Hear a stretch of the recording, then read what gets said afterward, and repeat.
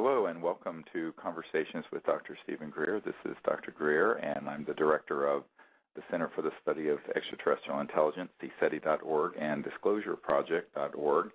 And I'd like to thank the folks at the World Puja Network for hosting us here every 2 weeks to bring you an update on our projects and the work we're doing and the sort of experiences we're having as a research team.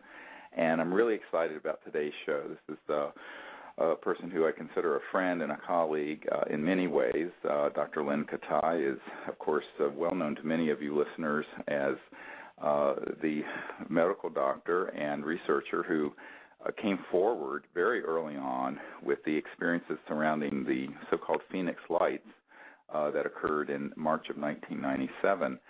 And a couple years ago, we had her at a conference that we held in Arizona, and she presented just amazing information. And a lot of it is really not known by the wider public about how that whole event unfolded, the kind of evidence that she got.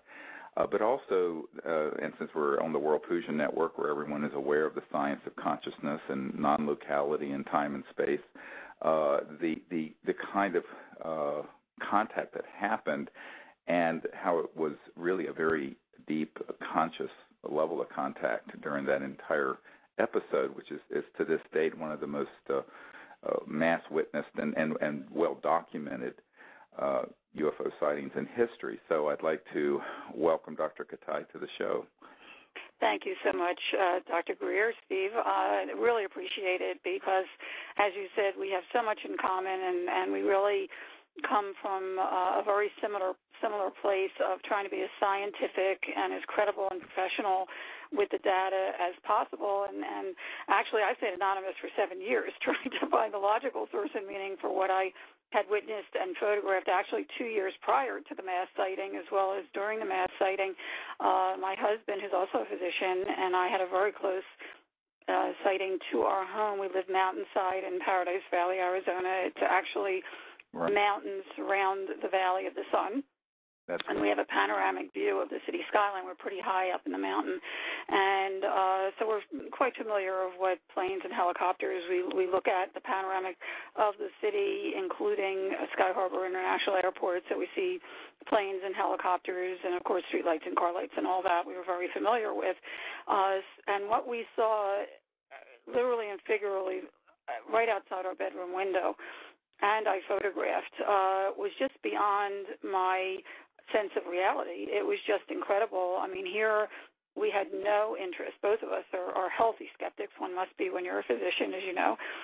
But we had no interest or knowledge in the topic at all. And here were 3 amber orbs in a pyramid formation, one on top and 2 closely aligned underneath, actually a little below us, behind a private gated residence over very treacherous ground. So there's no way that anybody, and I even looked, was creating it from underneath.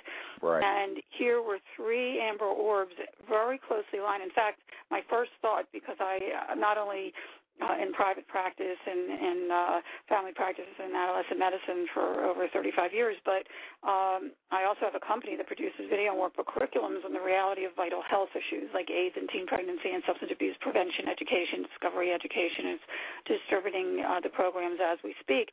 So my first thought was to grab my camera, but my video camera was downstairs. I didn't know how long it was going to last. And as you know, I mean, when someone has an extraordinary experience like this of something anomalous, and most things can be explained, there's a small percentage that cannot. And when you're looking at something that you have no idea exists on this earth, you're in awe. You don't move. You take it all in. And I really tried to take a mental moment. The size, the shape, the color, and so forth. They were about 3 to 6 feet each. And I always go back to this sighting, Steve, no matter what anybody says. Right. This was up close. And you know, there's no way it was military in our private gated community. And we're also nestled in the mountains. It would be dangerous for them to even fly here. But at any rate, they were about 3 to 6 feet each, depending on how close they were. Right. They were actually oval-shaped, like an egg on its side. And there were 3 distinct objects. And the color within each orb, and I call them an orb because the light did not extend outside the edge, was a uniform amber color throughout. It didn't glare at all. Most when you look at a at a light bulb, it has a hot spot. This did not. This was uniform amber color, very soothing, very mesmerizing. Every other light out there glared. These did not. And exactly. I thought to myself, if I don't get a picture of this, no one's going to believe it. And I go running to the closet to grab my 35 millimeter, which, by the way, is other than infrared, is the best way to capture these things. But also I collect sunsets, so I had it handy. And I went to grab it, and my husband calls me back. He says, "Get over here quick. One of them is disappearing." And as we stood there and watched, and I'm talking in wonderment, the top orb, without budging, started to dim. It's difficult to even describe what it did. It started to implode.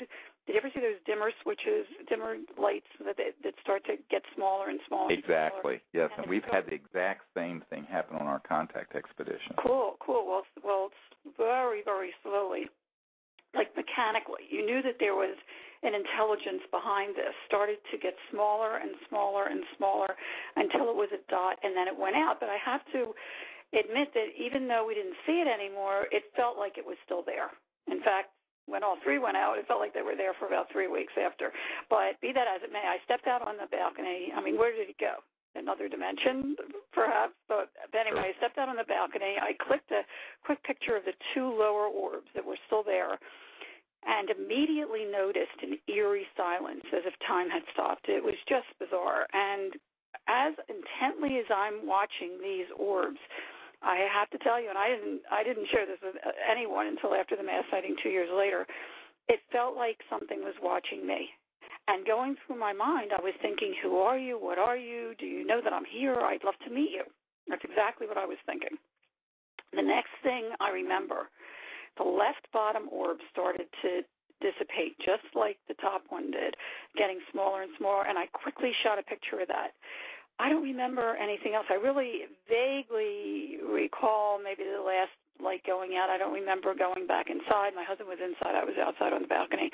I don't remember looking at the time. I just don't remember even going to bed. Right.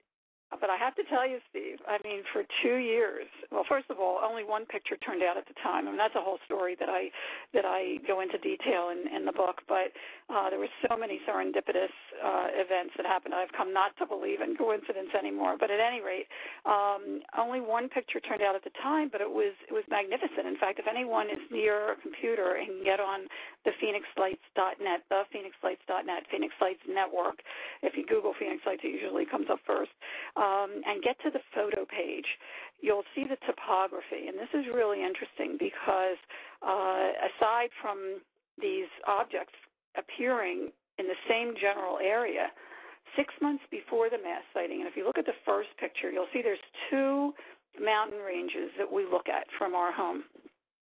One is South Mountain on the left, right, and the other, a number of miles back, are the Estrella mountain ranges. Now, in between those two mountain ranges, and right where they intersect, and you can see that in the first picture there, is the Gila Bend Indian Reservation. Right. Now, I happened to be invited 6 months before the mass sighting. And by the way, I wondered for 2 years what this advanced technology was, and the only picture that I had at the time was the one that had the orb half disappeared and one still there, which was incredible. I mean, here I captured it in action, knew something really miraculous had happened, but I didn't even know who to show it to. I knew no one involved with the topic, and just wondered for 2 years what this advanced technology was doing outside our bedroom window. Anyway, 6 months before the mass sighting, I was invited to present my substance abuse prevention education program at the Gila Bend Indian Reservation School. They only have one school there. And I got friendly with the principal and some of the board members and so forth. They don't really talk to outsiders, but I helped them out. And after the mass sighting, I started to notice that, because I had more pictures come forward, and noticed that these phenomena kept popping up right where South Mountain and the Estrellas intersect. Right. So I called them up and I said, you know, in science we look for repeatability, and here I'm finding that these phenomena are occurring right around the same spot that your reservation is. Did you happen to see any strange lights on March 13th? And they started to giggle. And I said, is that funny? And they said, are you kidding? Not only were they looking right up at them on March 13th, but they've been looking up at them for centuries. They call them sky people, light beings. It's part of their culture.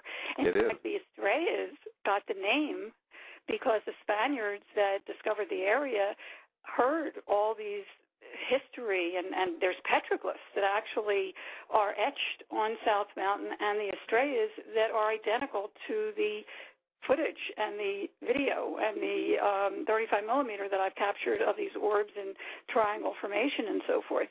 And well, we were just in Arizona at the Tonto National Forest, and we were up near New River about 2 months ago. And we had a contact team, where we had the most amazing contact that happened. And we hiked up to the top of a mountain in this 5 million acre Tonto National Forest.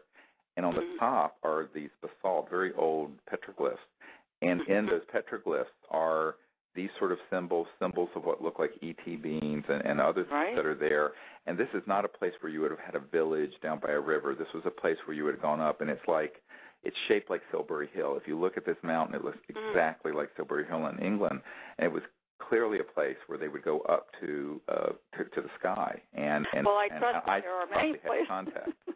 Right, exactly. Well, they actually call the Estrellas the gateway to the stars, and they believe that there is a portal or a gateway in that area. And when you look at my data, and I always say the data speaks for itself, but you have to look at it first. If you look at the data, you'll see. I mean, just consistently these phenomena happen, and they happened again. I didn't see anything for 2 years. And for almost 2 years. And 2 months before the mass sighting, this is really significant, Steve, because people don't know this unless they're familiar with my work. 2 months before the mass sighting, the lights appeared again. These orbs appeared again, huge, but at a distance. And they caught my attention immediately. One wall of our bedroom is a window, so anything that pops up out there, whether it's, fire or the hababs that we had or whatever they are, the dust storms, we get to see them firsthand. And when these lights started popping up in different formations, again, I don't know if it's a scientist in me or whatever, but I really felt compelled to document them again on film.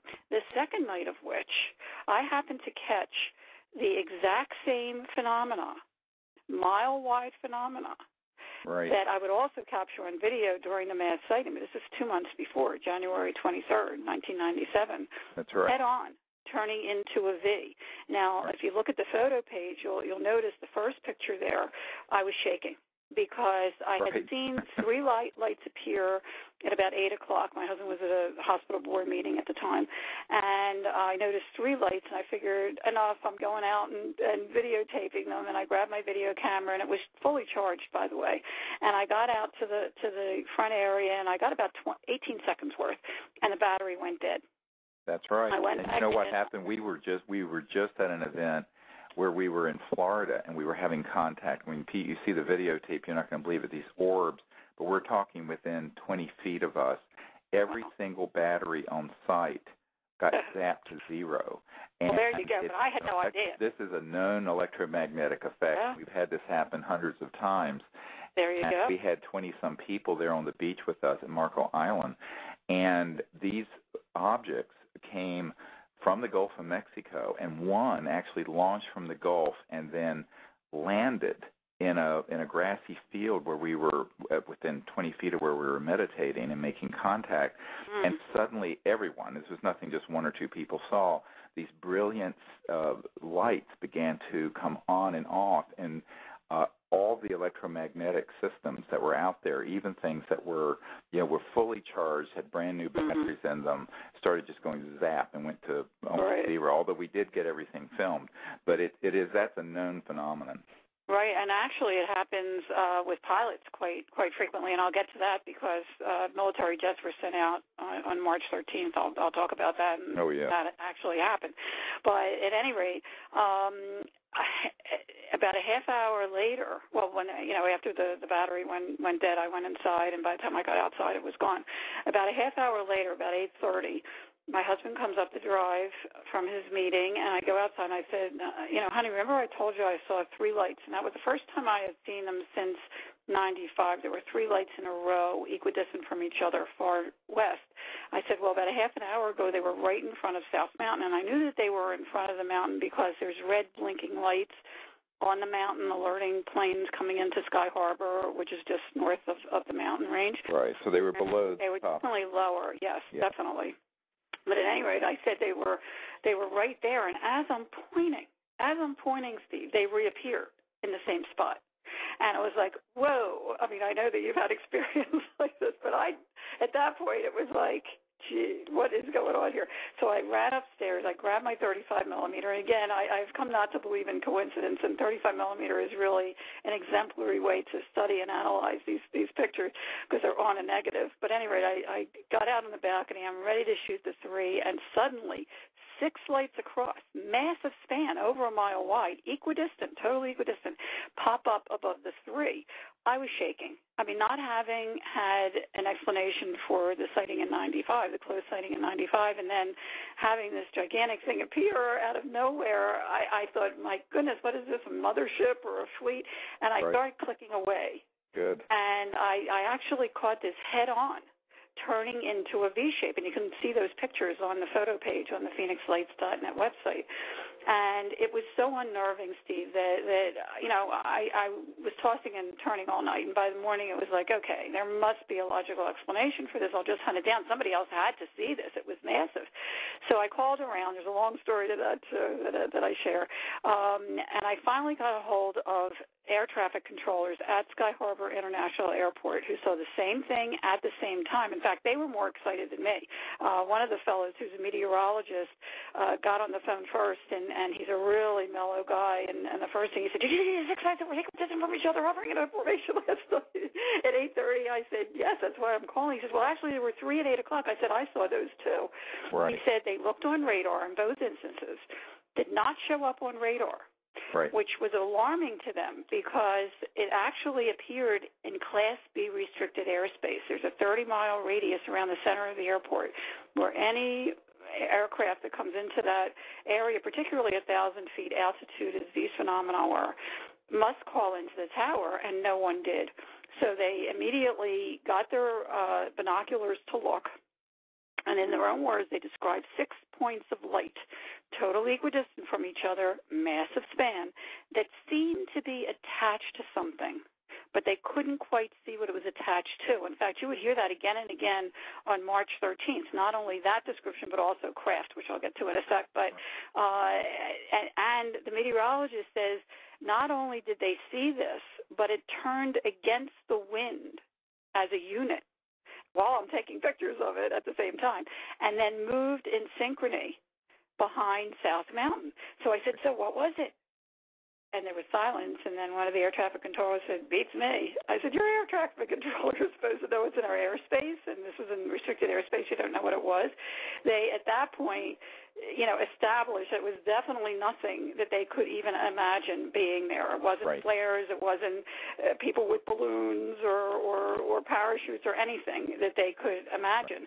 And we kept in contact, and I continued documenting these phenomena on film up into and including March 13th. And for any of the listeners that are not familiar with what happened here in Arizona, there is so much misinformation and disinformation out there. I'd like to set the record straight once and for all, because from obviously being a videographer from that night and being conscious of these phenomena for 2 years prior, I was extremely meticulous in noting everything. In fact, I started keeping an intricate diary every single day. I mean, I pushed my entire medical career aside for 4 years to try to find a logical source, and meaning once I knew thousands of people had seen what I had seen. But on March 13th, actually, I saw one lone light far west. And serendipitously, again, about 2 weeks before, it was getting a little ridiculous. I kept running out to take pictures of these things, and my husband and I would be in an intimate moment. I would say, "Hold that thought," and run outside. I mean, I really felt compelled to get these on film, and it was getting silly already. And I started showing the video, and I have to say that the video does not do the lights justice.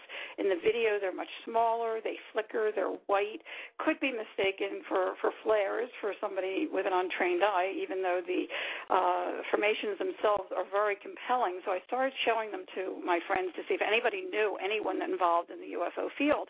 This is how close I was, Steve. A friend of a friend had a neighbor who had a friend who knew the past president of MUFON, Mutual UFO Network. So I gave him a call. I said I was seeing these lights. He hadn't heard about it, but I have to say there were other people.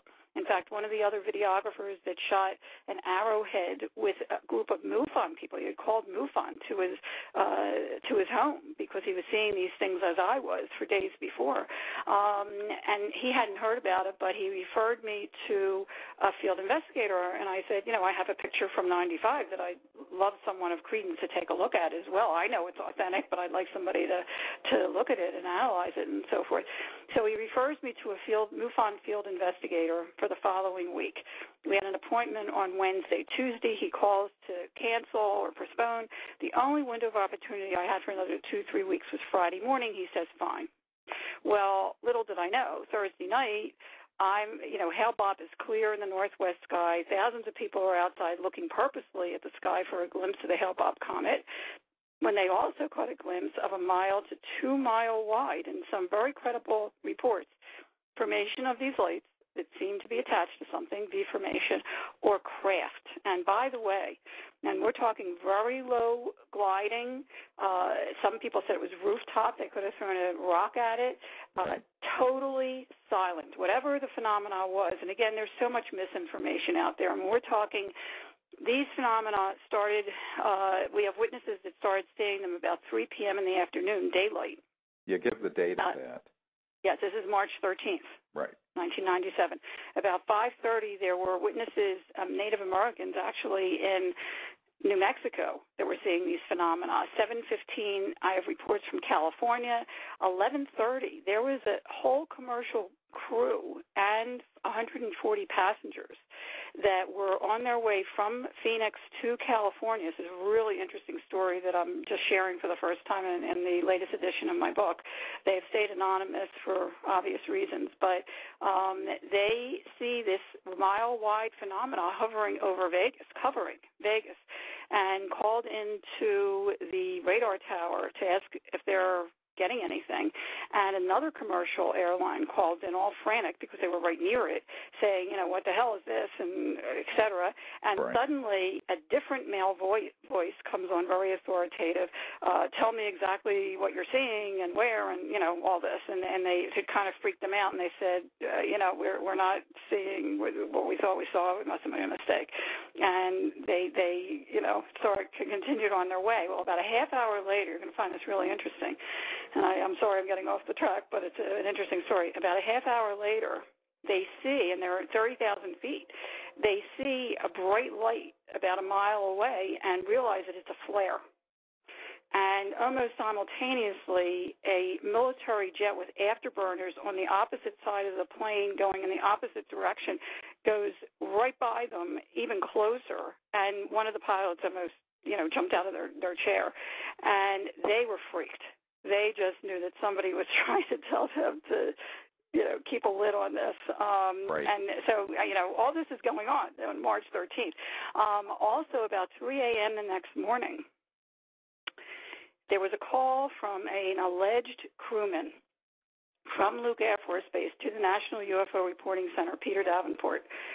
Very detailed. In fact, some of the recorded messages in the document, on our Phoenix Lights documentary, and I have the text in the book, describing in great detail, very professional, names and serial numbers and the whole bit, that there was a craft hovering over the center of Phoenix. And this is when I first saw one light. And I didn't even jump up to get it because I figured I'm seeing the guy the next morning anyway. I had enough. About 8:20, 8:30, right over Phoenix was one of these craft. And the military jumped to attention, sent out jets with afterburners, and we have civilians that saw this. Oh, yeah. And as they got closer, there. Yeah, right. As they got closer, about a mile away, again, the instrumentation in their cockpit went haywire, and as they got even closer, the lights started to dim, and then the whole thing disappeared. Right. And it freaked out one of the pilots. In fact, the crewman said that he was one of the people to help one of our pilots out of his aircraft because he was so shaken up by it. And then at 5:30 the next morning, by the way, there was a Boeing crew that reported to me that they actually saw one of these craft hovering over their tarmac at 5:30 when they were coming into work. So this was going on for many more hours than the media would have you believe. Right. So there's a lot of details, and I just want to kind of get to some, since we only have an hour, some bigger picture issues here. One of it is that there's a context in how all this was happening. Because, as you know, from talking to people on our contact team in Arizona, we had just been in Mexico just before this event happened, where we had been at Popo, the big 18,000-foot volcano outside Mexico City, where we had contact. And the photograph you have that's of the, looks like three amber golden in a sort of pyramid shape, that was hanging out right in front of a hillside when we were having contact, and it was there for literally 45 minutes without moving. In fact, we thought it had to be lights in it, but it wasn't. It was like this light like you've never seen. And it was all this contact. And it was this amazing conscious contact that was going on. And we had these light beams that literally moved right into our sight that you could see with the naked eye. After that happened, I had to come back. We were preparing to do the congressional briefings. If people go and look at the history of disclosureproject.org, before we came out public in 2001, in 97, I had organized a series of briefings for members of Congress. Right. So there were chairmen of committees there. There were top brass from the Pentagon. There were people from the Vice President, Al Gore's office, and the President's office, et cetera, and so on. And just before that briefing, I had come out to Phoenix to go to an undisclosed location of someone who had a digital laboratory to put together what we call the BAE, the best available evidence of photographic and video images, to give to these members of Congress and to White House and other Pentagon people who were out of the loop on this, but who were interested and supportive of disclosure. And so I was on a jet. I was sitting on a U.S. Airways jet flying into Sky Harbor Airport. You said at 5:30, we were coming in over New Mexico and into Arizona, and I sat in meditation and did the CE5 contact protocols, literally, at that time. And I was flying, so we were flying into the airport, and I was asking the ETs if there were any in the area to do something that would be so unmistakable that we could put in this briefing of best available evidence to give to these members of Congress and other people who we had networked to over the previous few years to get this information to the right folks and help facilitate and prepare people for disclosure. What happened is that about 3 hours later, I was at this digital lab, and it was in an area around Phoenix called Tempe, or near there. And suddenly this retired general comes running in, and he says, "You won't believe what's happening," and this is going on right above us. Now, we actually included into this briefing that we were giving to these, we're talking chairmen of committees, we're talking the next day after that briefing, I went over to the Pentagon and personally briefed the head of intelligence for the Joint Chiefs of Staff with astronaut Edgar Mitchell and others. We put the Phoenix lights that were on the news that night, because it did make it to the local news, if you remember. Not that night. Well, or a couple of nights, whenever it was. It made it in long before it came out on ABC News in June. Oh, yeah. It was first covered locally, and they kind of kept the lid on it until... Well, I'll tell you how that happened. Yes, I know how it happened. So anyway, the point I'm making is that we were able to grab that because it was a few weeks later in April that we were having this meeting. And so there's a conscious contact component of this whole story that's a backstory that never gets talked about. And well, I have to share that there's even more to that, Steve, that I think you'll really appreciate, because not only were there a number of different crafts, and by the way, if anybody's gets on the website and looks at the GAP page, Geospatial Animation Project, it's really important to note that there was a parade throughout the state of multiple things happening. Not only did people see these orbs detach from the main object, go out into the environment, and then redock with it, and there were a number of people that saw this, which may be what happened in 95 to my husband and I, because when you look at those photos, and like I said, the data speaks for itself, it's there. In the background is the same exact phenomena in the same exact location in 95. Right. Which is unbelievable. But in the meantime, there was a 12-year compilation of hundreds of reports from the UFO Reporting Center in Seattle, Washington, the National UFO Reporting Center, Village Labs, which is a clearinghouse locally, Arizona MUFON, and then Councilwoman Vice Mayor Frances Barwood, who, by the way, was the only elected official who months later in May simply asked, she didn't see it, but she simply asked because her constituents were just in awe that there wasn't, and actually horrified that there wasn't any kind of investigation, which we'll get to in a second. But at any rate, hundreds of reports to show, and they were compiled by investigators and illustrated on the website. Larry Lowe did a beautiful job illustrating the 8 or 9 different craft that people described. Now, whether it was one craft that could morph into looking differently, and I'm talking very differently because, and this is really important, not only did some of them split in two, there's one of them that has, it's a giant V shape, that each light is 3 lights.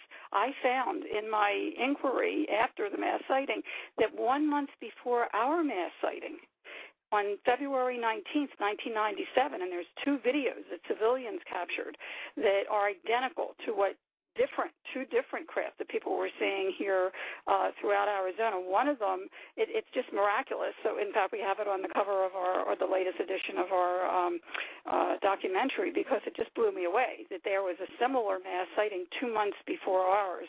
And I had no idea, by the way, that this was happening worldwide until a week after the mass sighting. Anyway, I walk in the next morning. Well, let me go back a second. At 8:20, I saw one lone light. About a half hour later, a little after 9 o'clock, I see one lone light far south. And it got my attention because it was in a totally different part of the sky. Usually they would show up in about the same area. But I noted the time, and that's when people were actually seeing these phenomena in Tucson, 2 hours south of Phoenix.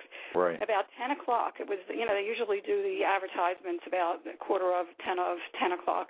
We were just watching the ad for the new upcoming news, and suddenly the same 6 lights pop up that I had captured on 35 millimeter, which, by the way, didn't turn out at the time. There's a whole story with that 2 months before. So I was thrilled that I could capture this again, and I ran outside with my video camera. By the time I got out there, 3 had disappeared, and I caught the 3 end lights, of which looks like a giant V or triangle that hundreds of thousands of people had described statewide.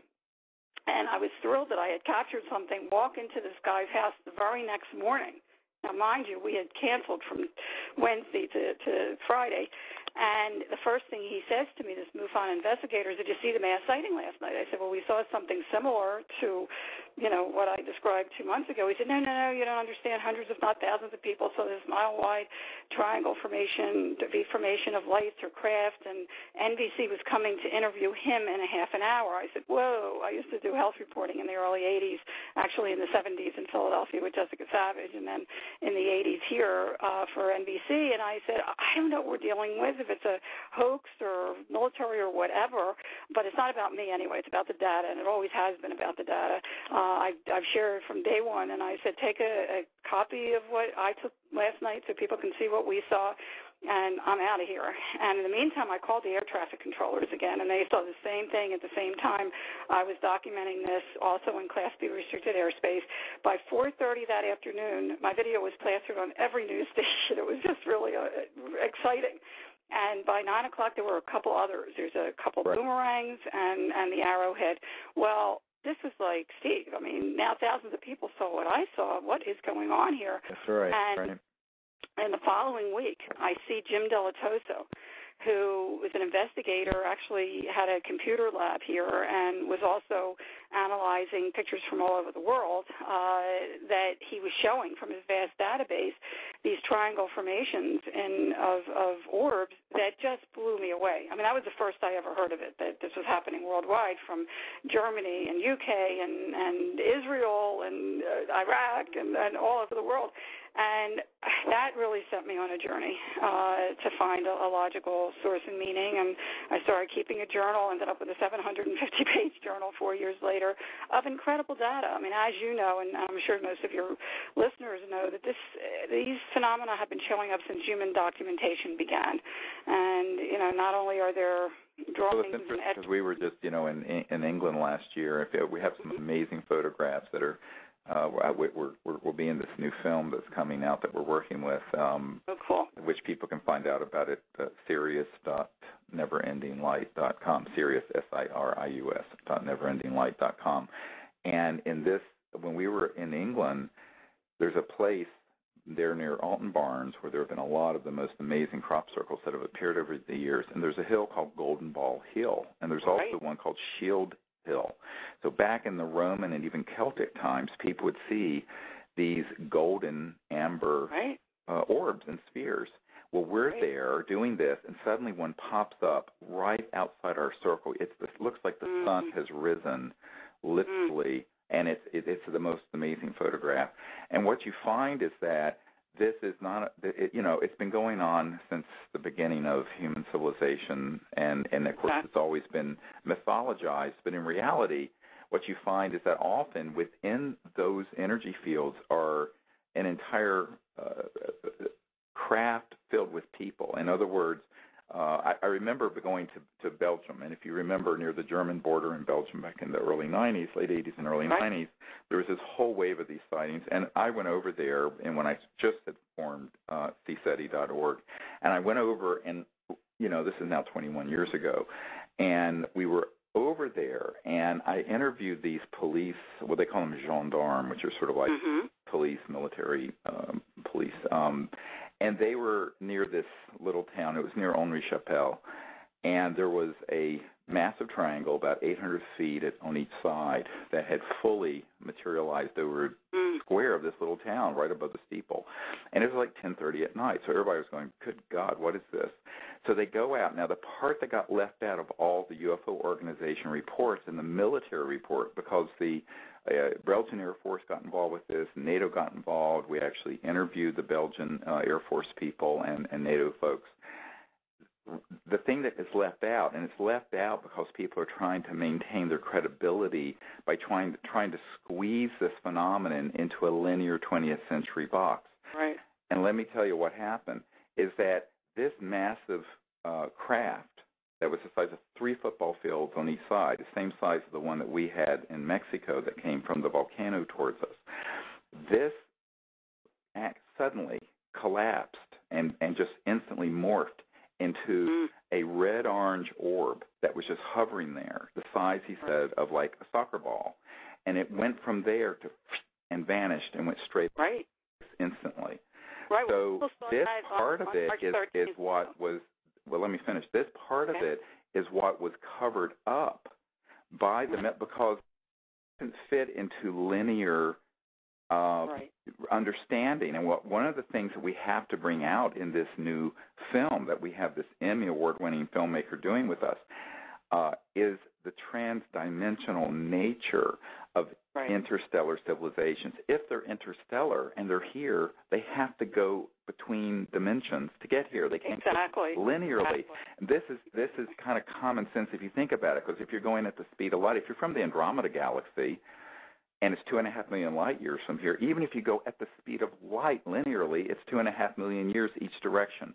So you have to begin to understand the physics and the science of interdimensional, transdimensional civilizations, and that's what people are encountering. And that's what a lot of people witnessed in Phoenix. But this is another part of it that has actually not been talked about because it doesn't fit the aerodynamic mythology, the whole mythology. There's something you have to kick the tires on it.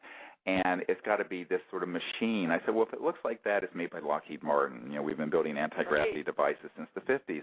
These other things are transdimensional, which is what's so exciting, because it's a glimmer into an entirely new physics science that interfaces with consciousness. And this is why the CE5 protocols work, is because when you start to move out of linear space-time and you get into these more and more subtle areas of dimensions, that's where thought and consciousness interfaces with science and technology, and it's a very exciting view of the future, or of now, if we would embrace it.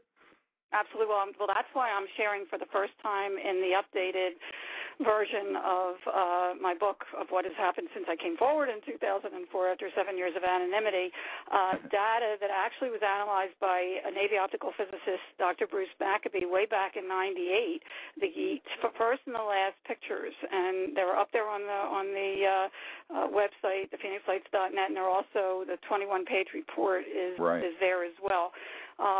Which I'm getting off the track because I really want to talk about the consciousness that was happening during mass sighting too, but this is really important. I think you'll really appreciate this, Steve, is that he took my first and last pictures from the closed sighting and said to me, you told me that it was only a couple-minute deal. I said, that's right. That's what I remember. That's what my husband remembers. He confirmed it. He said, that's impossible. I said, what do you mean? He says, look at the pictures. Now, I shared with you the closed sighting, and that's what I remember of it. He said, number one, the same phenomena that happened 2 months before the mass sighting and during the mass sighting is in the same location in the background. So whoever did this was there then too, okay? That's number one. Number two, he said, look at the skyline. There's many more lights, groups of lights, not just individual lights, but groups of lights that are on in the first picture that are off in the last picture. He said, that doesn't happen in a couple minutes. He said, I want you to do an experiment. Get out on the balcony, stand where you were standing in 95 approximately, and capture the skyline. This was 3 years later, one night every hour, one night every half hour. I actually did it another night every 15 minutes, and we'll see when the groups of lights start going out. Well, I usually take a bath between 7 and 8, and so let's be conservative. My husband called me out of a bath. Let's say the starting point's 8 o'clock. The first groups of lights start going out at 9. The last picture is indicative of 10:30, 11 o'clock. Now, I couldn't wrap my head around this. I had no idea what he was talking about. He says, can I present this case at the upcoming 1999 MUFON International Symposium? I said, listen, in Washington, D.C., I said, Dr. Maccabee, you're the one that discovered this. I would have never in a zillion years noticed any of this. It's your baby, but just keep my name out of it, which he was kind enough to do. Well, he presented it in 1999, and I kept it totally private for over a dozen years as the first photographic evidence ever of missing time. Now, the reason that I'm sharing it now, I still can't get my head around it, but like you said, I mean, if it can help, because, again, I don't believe in coincidence, and I have this data. How can I just keep it in a drawer? If it can help not only move us forward to realize that linear time is not real time, that past, present, and future is primitive, that we've established that as time, but time is much bigger than that. Okay. And now the quantum physics and quantum mechanics, as you know, is talking about bubble theory and string theory with 10, 11 different dimensions. If there's other times and spaces along with ours, then why is it such a leap to think that there may be other intelligences in those other times and spaces that we get glimpses of if we're open to them or invited? Not only that, they traverse those other dimensions. If they have a physical body, a physical spacecraft, and a physical world, but it's very far away, but they're very advanced in physics, they're going to drop out of linear space-time, this dimension, 3D, or 4D if you want to count time, into and pass through these others. This is what people have to begin to understand. And, you know, it was funny because years ago I was doing a briefing for the Institute of Noetic Sciences Board of Directors, and then we had dinner with Senator Claiborne Pell and some other people, and there was a UFO person there who I don't want to name who was saying, well, these aren't extraterrestrial, they're interdimensional. And I went, excuse me, this is like saying an orange is round, but it's not orange. It's both, for God's sake. Right. And it's like, you know, this is the most obvious. I mean, you know, it's like it could be all of the above. I mean, it's of course all of the above because there's physical evidence, and there have been craft when they fully materialize that we have hit with scalar electromagnetic weapons. I have multiple military people on my team who have actually handled the materiel and the dead ET bodies, and yet when they're in this high physics mode of functioning, they go interdimensional or transdimensional. And of course they would have to. Moreover, if that is their operating system, let's just call it like we have a computer operating system, if that's their operative paradigm, they could be outside your window, but not fully materialized three-dimensional, and all you're going to see is this orb-like or plasma-like energy field, and it can be very subtle or very pronounced. It may be able to be photographed. It may not.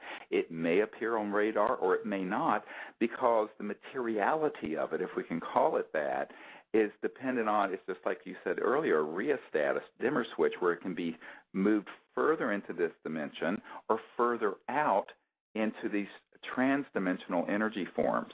And that is something that is so key for people to understand when they're having the kind of experiences that you have. Right. And that's why I'm so glad, and I appreciate you letting me share it, because not only that, if you get on the photo page, again, the last two pictures of sunsets, I collect sunsets, and I had like 5 rolls of film in 2000, November and December, on 2 different rolls. And I saw those. I did not see what is in the negative in either time. But in the negative, there's a rod, cigar-shaped objects in the same spot in 2 different months. So they're there. We just don't get to see them again unless we're open to them or invited. And on March 13th, I want to just get back to that for a second because I think you'll appreciate this as well. Not only, with the 8 or 9 different craft and the lights that seemed to be attached to something, or there was a force field in between. I mean, it was a parade happening throughout the state, and that's what the investigators here that have been studying this for 15 years believe as well, that these phenomena could morph and look differently. And there were a number of different things happening, and even the perspective from where the person was standing. But I have to tell you, which was really one side of this whole picture that is never talked about, and this doesn't happen with flares, or we didn't even get into that discussion how that came out, but flares or blimps or whatever, is that in real time, now 6 months before the mass sighting, the movie Independence Day came out. And we address this in the documentary. We are so inundated with fear, and threat that, Dr. Gary Schwartz, who's the head of the Consciousness Study Department at the University of Arizona, makes a very poignant statement in the documentary. He said, if you're afraid of something and you see something you're afraid of, how do you think you're going to react? So kids were scared. They were jumping up and down. When they saw this mile-wide formation of lights coming towards them, they were jumping up and down, Independence Day, Independence Day. But as it got closer, not only children, but adults as well, a calmness came over them, a connectedness to the phenomena.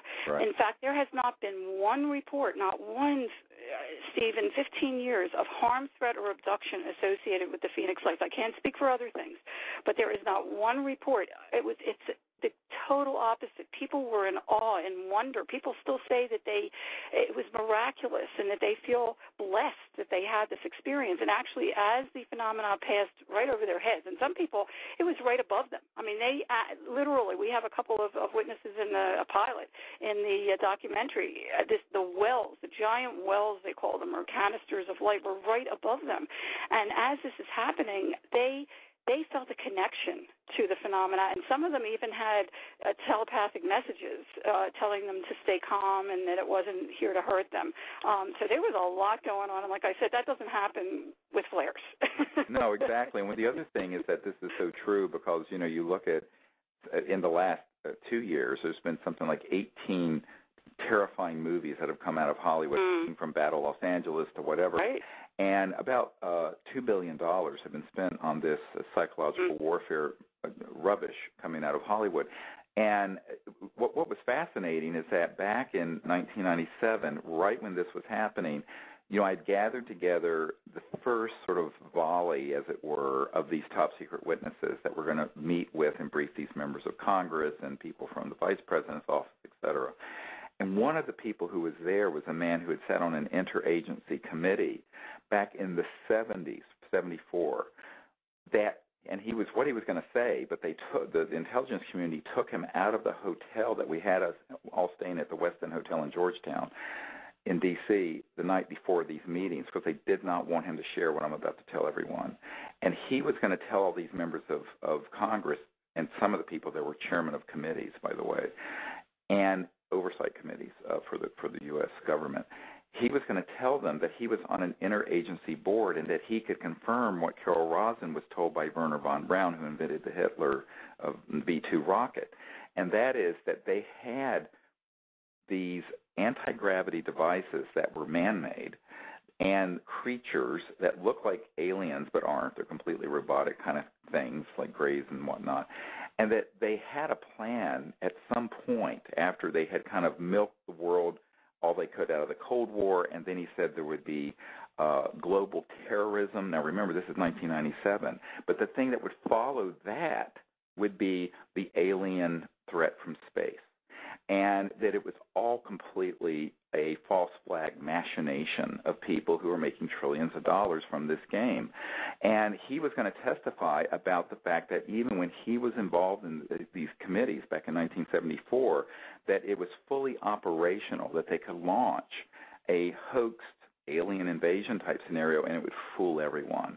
And so one of the problems with this is that, you know, the real ET contact experiences are like what you've just described, but there's a whole lot of disinformation out there that's designed to just scare the hell out of people. But you have to ask, who benefits from that fear? Well, it's the same people who've been keeping this secret for 60 years. And as Eisenhower said, beware the military-industrial complex. And there are classified programs that really do want to focus the world not just on, you know, an East-West conflict, but eventually, like the movie Independence Day, where, you know, Will Smith says, let's go kick alien butt, sort of unite the world around a military junta to have interplanetary war.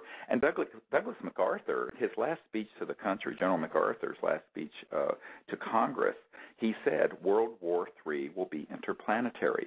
So this machination and ridiculous scenario has been in the works for 50 years. And I think that one of the important things for people to know is that this fraud has got to be exposed for what it is.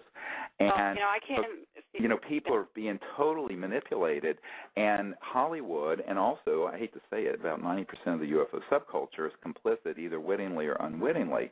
And this is a very, very dangerous game that's being played, because we really can't trade, you know, one threat from the Cold War or a terrorist scenario for an alien threat that just keeps this fire burning indefinitely. And I think people have got to awaken to how easy it is for people to be deceived, and that we cannot allow ourselves to be deceived any longer. Well, I don't even go there anymore. I have to tell you, I mean, it's my work is such a grassroots level and that's why I came forward after 7 years of anonymity. And as you can appreciate as a physician, not only to let people know that they're not alone, and most things can be explained, but when someone has an anomalous experience, it's real to them. And if you let it fester, it's not healthy. And just sharing it is really healthy, and also having the right perspective, as you just mentioned. The other part of it, and I'm working on a curriculum now actually for schools, is that we fear what we don't know. And like you said, so many people could just fall easily into believing whatever.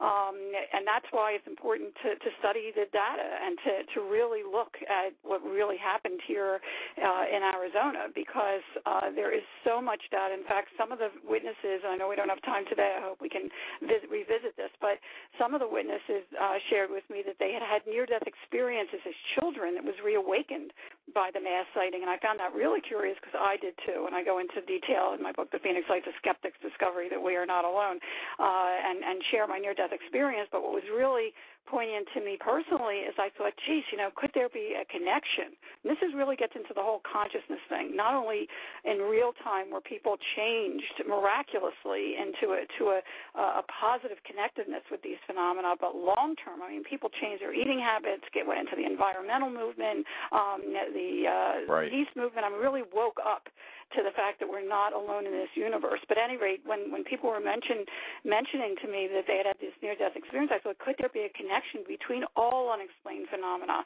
near-death experience, out-of-body, unexplained aerial phenomena that have a mystical light associated with the experience? Lo and behold, I started finding very credible studies at university level, the Omega Project with Dr. Kenneth Ring and at University of Connecticut and Dr. Raymond Fowler and dozens of others that were really studying not only the fact that all these phenomena are very similar in the experience itself, and I lay that out very simply in the book, but the after effect, the positive awakening, the enlightenment, that connectiveness to the universe and the earth and to each other is realized for the first time in people and changes them forever.